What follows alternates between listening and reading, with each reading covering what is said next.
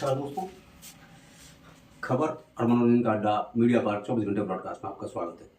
आज हम उत्तराखंड राज्य स्थापना दिवस मनाने जा रहे हैं और 24वें राज्य स्थापना दिवस के अवसर पर मैं सभी प्रदेशवासियों को, चाहे वो हमारे प्रदेश में हो, चाहे वो देश में हो या विदेश में हो, जितने भी उत्तराखंड वासी हैं उन सबको उत्तराखंड राज्य स्थापना दिवस की 24वीं वर्षगांठ पर आज हम उनको याद करते हैं जिन्होंने राज्य गठन के लिए अपनी भागीदारी निभाई। उन सभी उत्तराखंड के जो धरोहर के रूप में जो महिलाएं थीं, जो पुरुष थे, जो बच्चे थे, जिन्होंने भी अपना योगदान दिया, जो हमारे क्रांतिकारी युवा साथी थे, उन सबको हम नमन करते हैं और आज हम सबको बधाई प्रेषित करते हैं। आज कई हमारे युवा साथियों के, महिलाओं के, बुजुर्गों के बलिदान के बाद जो हमारा प्रदेश का गठन हुआ, उनके योगदान को कभी भुलाया नहीं जा सकता। लेकिन मेरी एक बार जनता से अपील है कि जिस वजह से इस राज्य का गठन किया गया, आज हम 24 साल राज्य गठन के पूर्ण होने के बाद, यानी कि हम बाल्यावस्था से निकल करके तरुण अवस्था में पहुंच गए और अब हम रजत जयंती अगले वर्ष अपने उत्तराखंड राज्य गठन की यहाँ पर मनाएंगे। लेकिन अब तक जो यहाँ पर होना चाहिए था वो नहीं हो पाया, न उस हिसाब से विकास हो पाया, न राज्य के आंदोलनकारियों की भावनाओं के अनुरूप हमारे प्रदेश का प्रचार प्रसार और विस्तार हो पाया।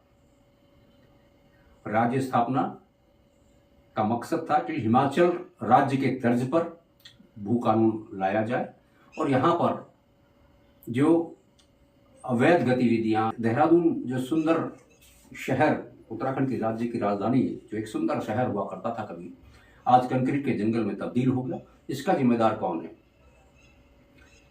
क्या भूमाफियाओं, नेताओं, अधिकारियों और खासकर मसूरी देहरादून विकास प्राधिकरण की जो जिम्मेदारी है, नगर निगम की जो जिम्मेदारी है, इससे हम मुंह नहीं मोड़ सकते। ये दुर्दशा हुई है। नदियों के और नाले के किनारे हमने जिस तरीके से बेतरतीब तरीके से लोगों को बसाया, सिर्फ वोट बैंक के खातिर। पहले पट्टा आवंटित किया गया, टेम्परेरी लोगों को रहने की व्यवस्था की गई। आज वहाँ पर सरकारी सुविधाएं पहुंचाकर, बिजली और पानी और सड़कें बना करके आज वो जो है पक्की कॉलोनी के रूप में उसे डेवलप किया जा रहा है और फिर राजनीतिक लाभ के लिए उनको परमानेंट वहाँ पर जो है रिहाइश बनाया जा रहा है। और जो नदियों के बीच में जिस तरीके से कॉम्प्लेक्स खड़े किए जा रहे हैं, रिस्पना पुल, बिंदाल पुल और कई ऐसी जगह है जहाँ पर जो है कई नदी नाले खाले पर जो है कॉम्प्लेक्स और इमारत बन गए हैं। ये हमारे प्रदेश के लिए दुर्भाग्यपूर्ण है। हमारे प्रदेश की जो वन संपदा थी उसका ह्रास हो रहा है। हमारे प्रदेश में जो डेवलपमेंट होना था टूरिज्म के नाम पर, तो बाहर के लोग आकर के यहाँ पर इस टूरिज्म का फ़ायदा उठा रहे हैं। हमारे क्षेत्र के जो युवा हैं वो आज भी दर दर की ठोकरें खा रहे हैं या उन्हीं लोगों के लिए काम कर रहे हैं, उन्हीं के यहाँ काम कर रहे हैं। लेकिन हमारे युवा साथियों को, हमारे उत्तराखंड वासियों को, हमारे उत्तराखंड के युवा बेरोजगारों को, हमारे यहाँ की मातृशक्ति को जो इसका लाभ होना था वो नहीं हो पाया और कई सारे ऐसे मामले जो उत्तराखंड के हित में नहीं थे वो उजागर होते रहे हैं। इन 24 सालों में आप देख सकते हैं कि प्रदेश की जो तरक्की होनी चाहिए थी, जिस तरीके से ये ऊर्जा प्रदेश पूर्ण रूप से नहीं बन पाया, न ये पर्यटन प्रदेश बन पाया। पर्यटन के नाम पर जितना भी पर्यटन का कारोबार हुआ, ये सब बाहरी लोगों को इसका मुनाफा मिला और क्षेत्र के हमारे युवा साथी, हमारे बुजुर्ग, हमारी महिलाएं इन सब से वंचित रह गई। प्रदेश सरकार को इस पर ध्यान देना चाहिए। आज तक किसी भी प्रदेश सरकार ने इस पर इनिशिएटिव लेकर के कोई काम नहीं किया। उम्मीद है कि धामी सरकार जिस तरीके से भू कानून को लाने का प्रयास कर रहे हैं और उनसे उम्मीद है कि हिमाचल के तर्ज पर ही भू कानून लाया जाए और जो लैंड यूज यहाँ पर बेतरतीब तरीके से चेंज हुए हैं। जो भूमि यहाँ पर लोगों ने अधिग्रहित कर ली है, लोगों ने ले ली है, जो एमडीडीए के पार्क, नगर निगम के पार्क सब बिक चुके हैं। सब पर लोगों ने भवन बनाना शुरू कर दिया है, मकान बना दिए हैं, कब्जे कर दिए हैं। और जितने अपराध यहाँ पर उत्तराखंड राज्य गठन के बाद बढ़ा है, जिस स्पीड में आबादी बढ़ी है, जिस स्पीड में यहाँ पर ट्रैफिक बढ़ा है, उसकी प्रॉपर व्यवस्था की अनदेखी और इन सब चीज़ों को ध्यान में रख करके कोई निर्माण कार्य आज तक नहीं किया गया। जितने भी हमारे यहाँ पर पुल पीडब्ल्यूडी या एनएच के माध्यम से बने हैं, सब धराशायी हुए हैं। कि किसी भी क्षेत्र में आप चले जाएं तो पुल का कोई ना कोई हिस्सा आपको गिरा हुआ मिलेगा, और गिरने के बाद मुख्यमंत्री उसका उद्घाटन करते हैं, 1 महीने 2 महीने बाद वो पुल का हिस्सा गिर जाता है। और वो 3-3 4-4 मुख्यमंत्री बदलने के बाद भी आज तक उस पुल का पुनर्निर्माण नहीं हो पाया। न तो इसमें कोई कार्यदायी संस्था और ना ही कोई मंत्री और ना ही कोई सरकार इस पर काम कर पाई है, ना उन्होंने कभी इस पर ध्यान दिया। तो ये एक बहुत दुर्भाग्यपूर्ण हमारे प्रदेश के लिए रहा है। आशा कर सकते हैं, उम्मीद कर सकते हैं एक सशक्त भू कानून बने, और जिन्होंने यहाँ पर जमीनें ली हैं वर्ष 2000 के बाद, उत्तराखंड राज्य गठन के बाद, उन भूमि को सरकार अधिग्रहित करे या उनको जो है एक सीमित समय के लिए लीज पर, हिमाचल के तट पर यहाँ पर कोई जमीन परचेज ना कर पाए।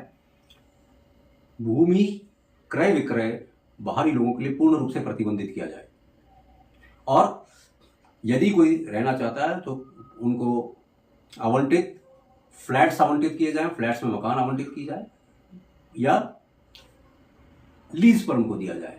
लेकिन उसके एवज में हिमाचल की तर्ज पर क्षेत्रीय लोगों को प्रोत्साहन मिले, उनको यहाँ से रॉयल्टी प्राप्त हो और वो अपने भूमि को बचा सकें भू माफियाओं के चुंगल से। इसके लिए सरकार को कदम, उत्तराखंड राज्य गठन के रजत वर्ष का हम एक उत्सव मना पाएंगे, और हमारे जो आंदोलनकारी भाई बहन हैं, हमारी माताएं हैं, उनके लिए सच्ची श्रद्धांजलि होगी जिन्होंने अपनी जान इस राज्य के गठन के लिए कुर्बान किया। तो आशा है कि ऐसा आने वाले समय में शायद हो जाए, क्योंकि पिछले 15 साल तक इसमें कोई काम नहीं हुआ। 2000 से लेकर 2015, 16, 17 तक कोई इसमें विशेष, 16 तक कोई काम नहीं हुआ। 16 के बाद इसमें थोड़ा बहुत काम होने लगा, और आज धामी सरकार इस पर कुछ काम करने का प्रयास कर रही है। जो हमारे पहाड़ों में जमीन बाहर के लोगों को दिया गया है, बड़ा दुर्भाग्यपूर्ण है। आज उत्तराखंड की पहाड़ियों पर बिहार, महाराष्ट्र, मध्य प्रदेश, हरियाणा, राजस्थान जैसे जगह से आकर के लोगों ने वहाँ ज़मीनें खरीद ली है, और ज़मीनों में जो बेहताशा वृद्धि हुई है ज़मीनों के भाव में, तो आज उत्तराखंड का वासी जो खुद वहाँ के रहने वाले लोग हैं, अब दोबारा अपने बच्चों के लिए वहाँ पर ज़मीन खरीदने की स्थिति में नहीं है। इस कदर जो है ज़मीन में महंगाई हुई है, और जो फर्जी रजिस्ट्रियाँ हुई हैं लोगों के, एक भूमि की 2-2, 4-4 बार रजिस्ट्रियाँ हुई है, बड़े बड़े प्लॉटों पर, बड़े बड़े ज़मीनों पर प्लॉटिंग हुई है, और उस प्लॉटिंग पर भी खेल हुआ है, जिसके लिए राजस्व विभाग पूर्ण रूप से जिम्मेदार है। लेकिन हमारी सरकार कहती है, हमारे जो आला अधिकारी हैं, जो जिला स्तर के अधिकारी हैं, उनका कहना क्या है कि उन्हें सिर्फ राजस्व से मतलब है, चाहे वो एसडीएम लेवल का आदमी हो, चाहे ARO हो, चाहे जिला अधिकारी हो, उन्हें सिर्फ राजस्व से लेना देना है, और जमीन में क्या है वो आज तक नहीं हुआ है। तो अभी देहरादून के नए जिला अधिकारी सवीन बंसल जी ने इस पर थोड़ा सा कार्रवाई की है, और एक प्रयास किया है उसमें कि यहाँ के लोगों को उसका फ़ायदा मिले, और एक कियोस्क के माध्यम से उसमें पूरी भूमि की डिटेलिंग उसमें आ जाए, ताकि बिचौलियों की जो भूमिका है वहाँ से गायब हो जाए। तो ये एक अच्छा प्रयास है, इस तरीके के प्रयास होते रहने चाहिए, और प्रदेश में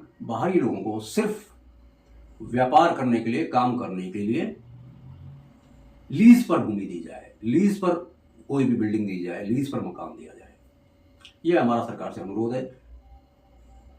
मैं एक बार पुनः प्रदेशवासियों को उत्तराखंड राज्य स्थापना दिवस की हार्दिक शुभकामनाएं और बधाई प्रेषित करता हूं, और अगले बार हम कुछ और चेंजेस के साथ रजत जयंती अवसर पर उत्तराखंड राज्य गठन के लिए फिर मिलेंगे। तब देखेंगे कि कितना चेंज हमारी सरकार ने इसमें किया है। नमस्कार, जय हिंद, जय उत्तराखंड।